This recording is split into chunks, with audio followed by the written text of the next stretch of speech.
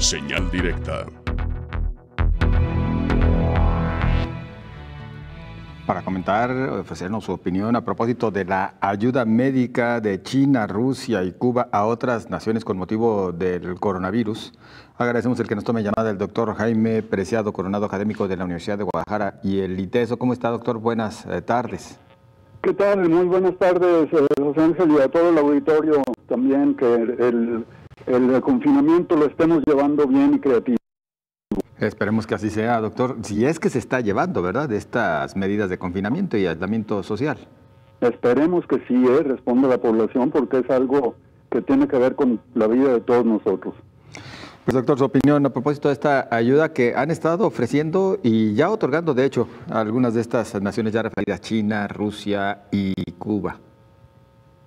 Pues sí, yo creo que si nos vamos país por país vamos a entender mucho de lo que está teniendo que ver con el cambio mundial, de lo que indudablemente que este fenómeno de la pandemia pues nos está poniendo a revisar todos nuestros conceptos y hacernos pensar con un enfoque mucho más complejo que el que teníamos antes, porque se trata de unir lo que está fragmentado, que siempre lo ha estado, pero que ahora esto nos muestra que estamos universalmente conectados.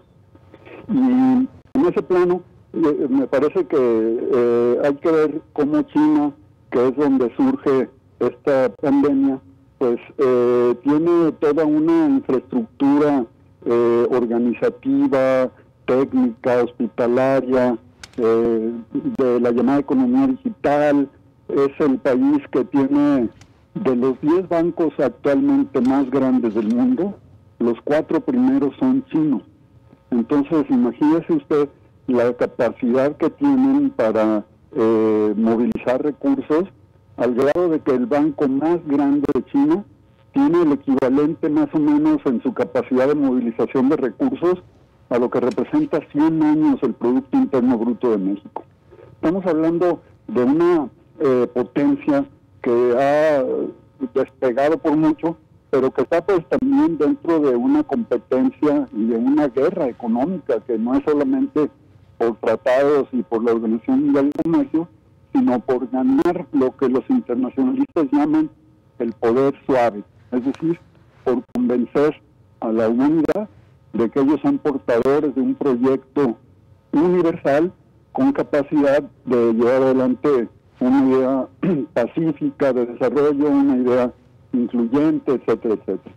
Entonces, una vez que en China se estabiliza internamente el control de la pandemia, están en condiciones de toda su infraestructura industrial poner alguna parte de ella al servicio de la humanidad.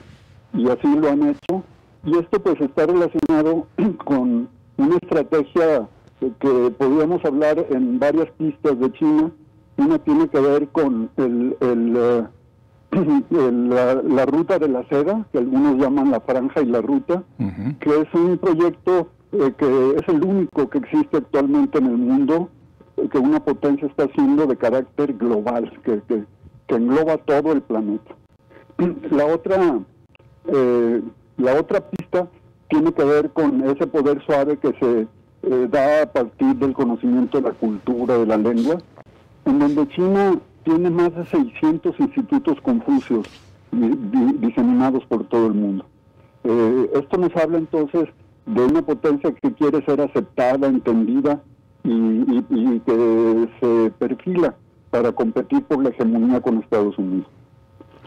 Doctor, perdón que le interrumpa. Sí, justo no. Pareciera que lo que nos viene trayendo como experiencia, y esperemos que así lo entendamos, esta pandemia, pues es la necesidad de ese tipo de colaboración entre las naciones más allá de una competencia férrea y pensando sobre todo en poder o en dinero. Es decir, lo menos que se tendría que esperar en estos momentos es que estén pensando en ese tipo de poderes que al final pues estamos viendo que dejan a los países endebles en momentos como ese, y en todo caso habría de pensarse en actos de solidaridad, ¿no? Así es, me parece que esta coyuntura nos está haciendo mirar hacia algo que después de la llegada de Donald Trump al gobierno de Estados Unidos se ha venido deteriorando, menospreciando, y que es el multilateralismo y el multipolarismo. Es decir, Estados Unidos ha sido la potencia hegemónica del siglo XX, indudablemente, pero a costa de un manejo que está más por el lado de la coerción que de los consensos.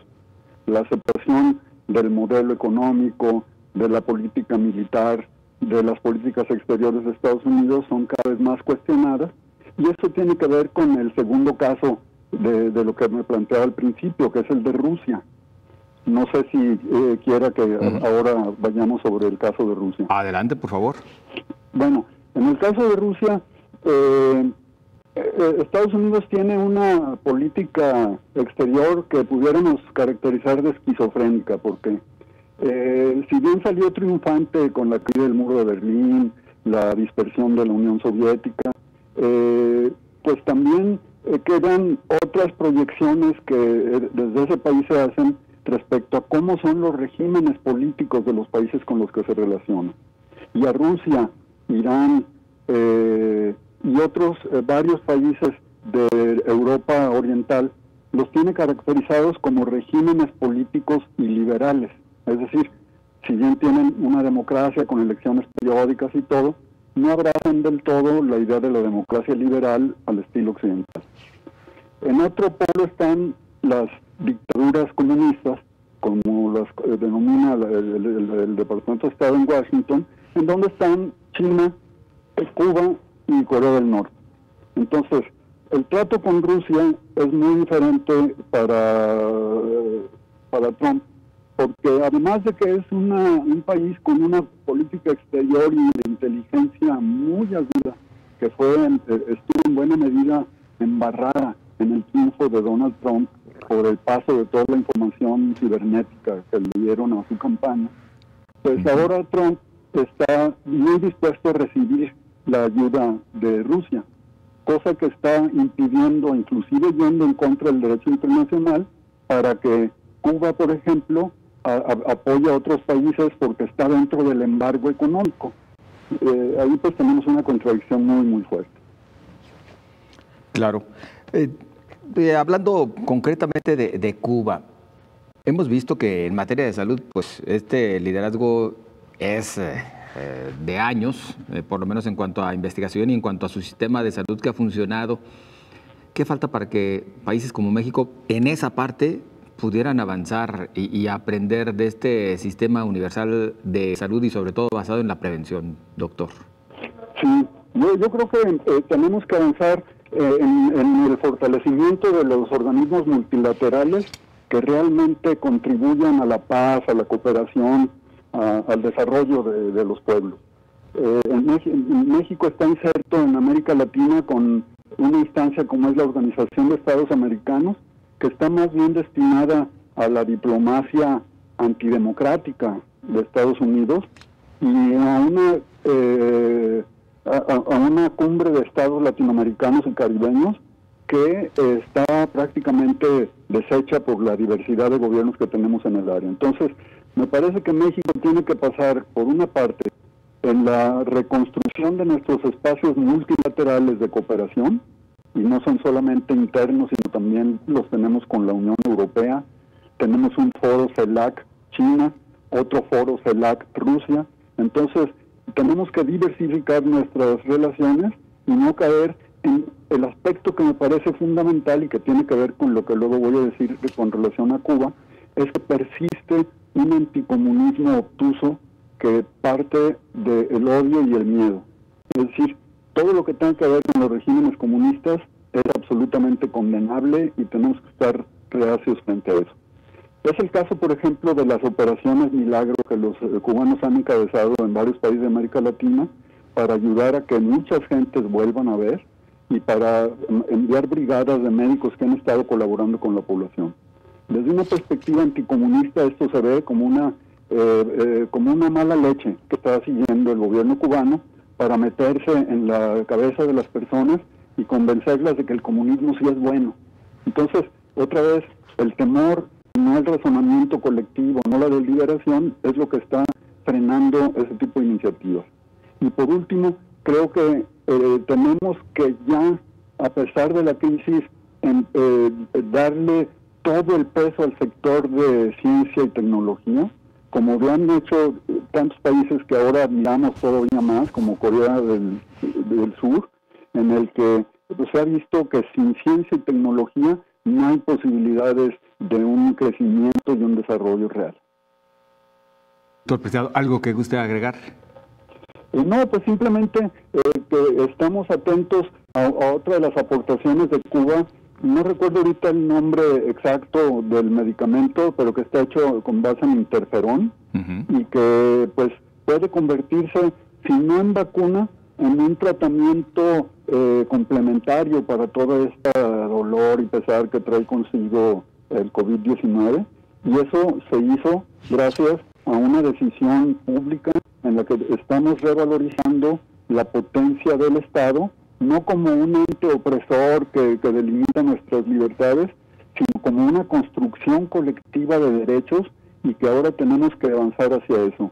Construcción de derechos universales, de ingreso, de salud, de educación. Eso es lo que nos puede salvar, y ojalá y eso nos quede como una conclusión tejida en nuestra piel ante esta pandemia que estamos viviendo tan dramáticamente. Doctor Jaime Preciado Coronado, le agradecemos su participación con nosotros, muy amable.